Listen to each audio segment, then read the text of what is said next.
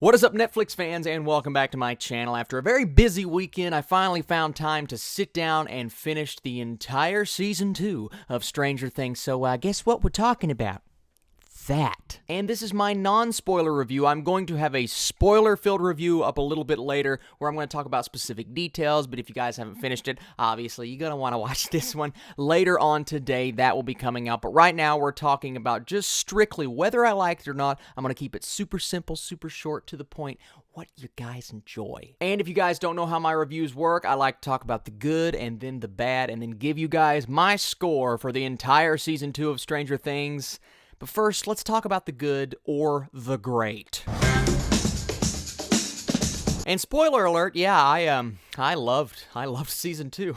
And I think one of the biggest reasons why I love Season 2 is because I was fearing going in the brand new characters. I was like, how are they going to incorporate themselves into the group? How are the dynamics going to shift? And are we going to get some characters that are annoying or some characters with some bad acting or, no, we didn't get any of that. There was one episode that I had some issues with, but I'll get to that in the negatives. But right now, we're talking about how amazingly talented these actors and actresses are. First of all, we got to talk about the new characters. Like I said, we've got Mad Max. We got her douchebag of a brother and Sean Astin. They all come in, they all play the roles, they all do a fantastic job. Don't you just love Samwise? Just seeing him go from Lord of the Rings to Hawkins, Indiana. Isn't that just, it's the same character. I also thought it was really cool seeing Paul Reiser in there. You're very unsure of his character, but as you go on, you start to figure him out. He was cool. Like I said, Sean Astin was cool. And the two new kids, well, Doc Ray Montgomery, I don't know if he's a kid,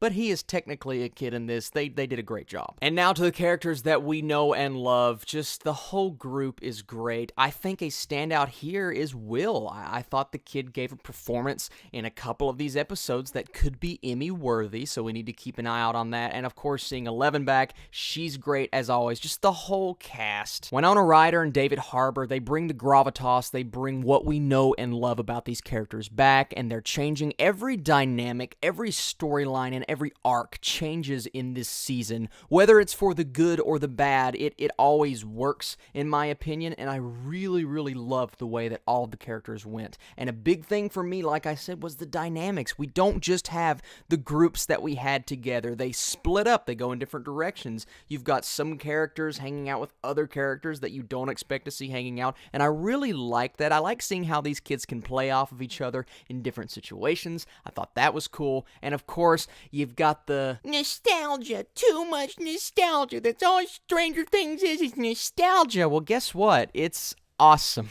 Whether it's the Ghostbusters outfit or just the music that they play throughout the entire series, it all works. Everything here works, and I've seen a lot of people online, there's no stakes here. I watch Stranger Things. I don't feel anything. I'd much rather watch Mindhunter and get the great dialogue and script. Granted, I'm watching Mindhunter right now, and I'm thinking about reviewing that. Let me know in the comments if I should. That's a great series, but you can't compare Mindhunter to Stranger Things because one is meant to be one thing, one is meant to be another thing. Stranger Things is meant to be fun, but it's not just fun. It's fun with a great script, great characters, great acting, and just an overall great series, and some of the best episodes of television that I have seen in years, specifically Episode 8. Oh my goodness, Episode 8 was flipping awesome. Every element of that episode worked, and I could say the same thing about multiple episodes in this season. There are so many standout episodes, and it's pushed it to the point to where I'm debating whether I like Season 1 or 2 more.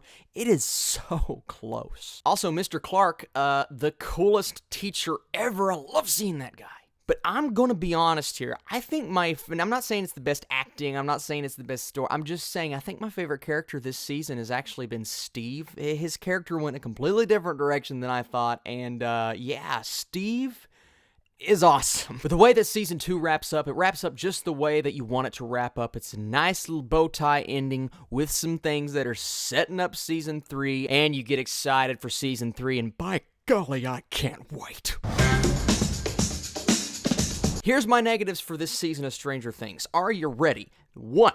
There are some shots in here that, from scene transitions, you go from one scene to another, and they end a little abruptly. And then, of course, you have the smaller budget than most television shows, so some of the CGI is a little iffy.